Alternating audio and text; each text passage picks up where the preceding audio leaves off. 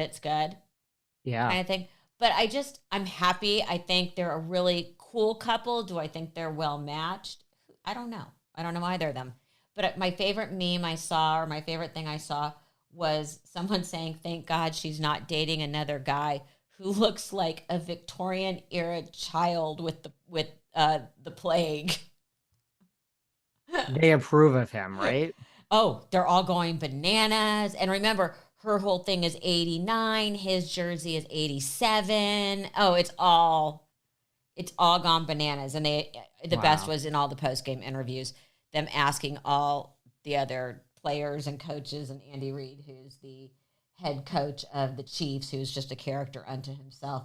They go in the post game interview. They're like, "So, did you get to meet Taylor Swift?" And he said, "I've met her before," and walked off the stage. Really? Sick of it. Well, I mean, I was going to say he could expect that this is only the beginning. It'll probably be brought up in every interview going Yeah, forward. but not great for the team or the football season. But now you matched my big thing with your own big story. And I actually cared about your big story, even though you didn't care about mine, but that's for a private conversation. I tried to care as much as I could, having never heard of this gentleman in my entire life before, or whatever team you just mentioned. But I tried. I mean, if this were Madonna or Cher dating someone, now I'm showing my age. I mean, I said you're like very current, Melissa. You're up on, I mean, I know Taylor transcends age and generation, but I don't know any of the music. I'm really bad. By the way, even my 62-year-old, very, very, very straight boyfriend was like, "Wow, good for him." Like, literally. I just understand how big she is, but other than one or two songs, I couldn't name anything that is in her catalog. I'm sorry, everybody. It's okay. They'll take away your gay card. You were excited about my story about Shannon Yes. Beador, that was what you're saying. Yes.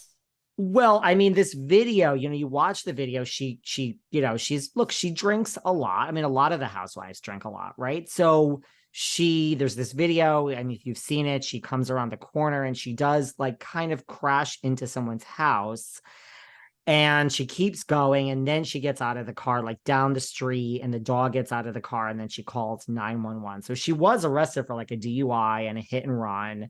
But how could it be a hit and run if she stopped and called?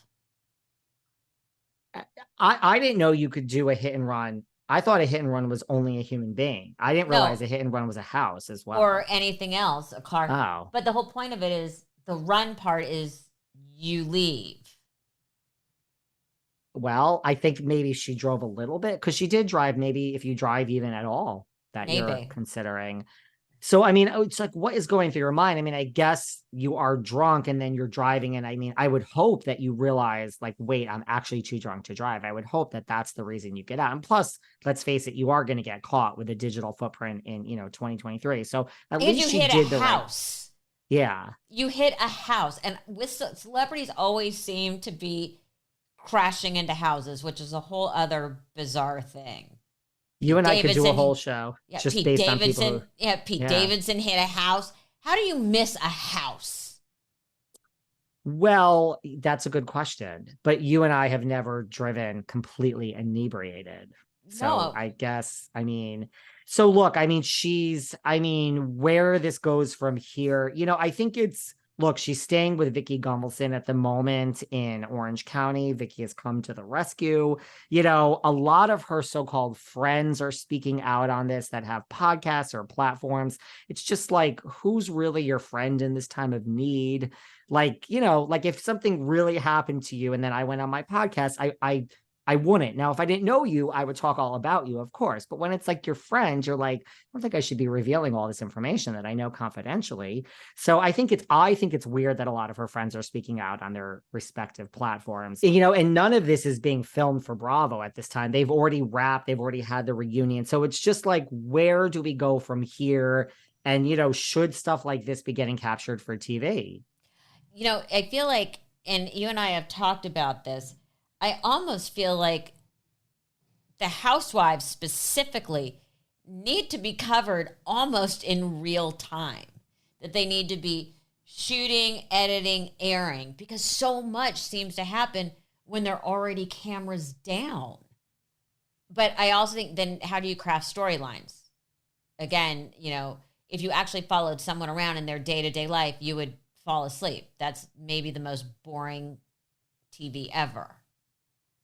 There's got to be like an in-between, because they pick cameras up for like Drew and Ralph's divorce on Atlanta. They pick cameras up for Kyle and Mauricio. They pick cameras up for Vanderpump Rules. Like, this is, so it's 3 times this. They physically can't. The season is done. But to your point, I wonder if there's some change that should come with reality TV just in the modern age that we live. I don't know how to do it either. I mean, it would be a production nightmare, right?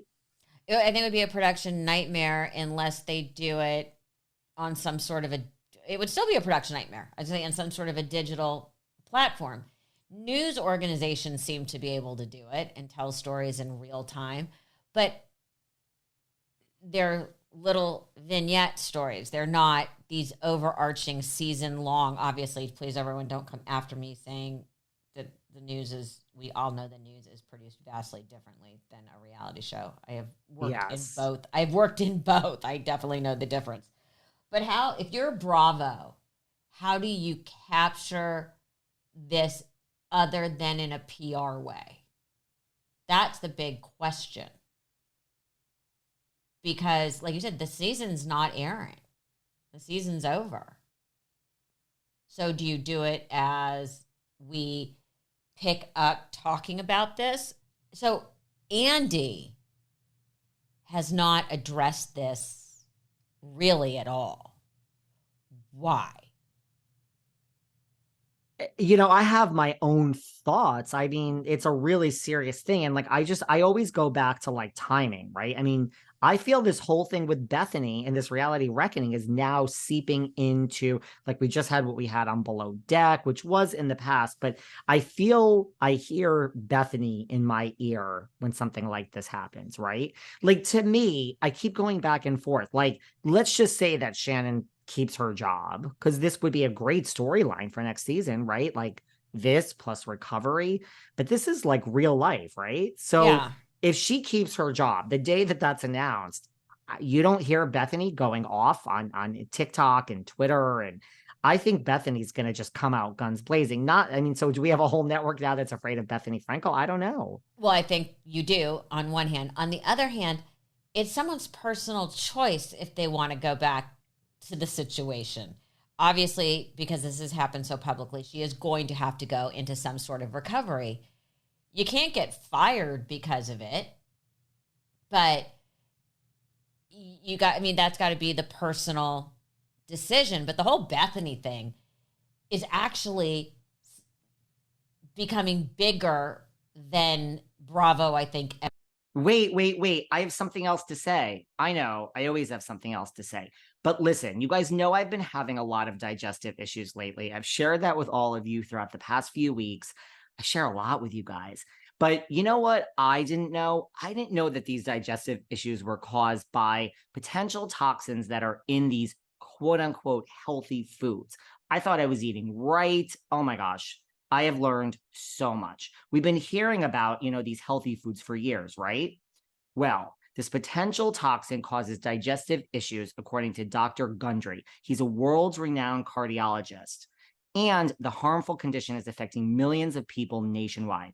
It was affecting me. Now, here's the thing. There's so many warning signs that I now saw that I didn't realize. Weight gain, hello. I mean, that's all I talk about with you guys. Fatigue, digestive discomfort, stiff joints. I've even had skin problems. And, listen, I'm not a spring chicken. So I just personally thought that all these things were happening because I was getting older. Well, Dr. Gundry explains that these side effects are often mistaken for normal signs of aging.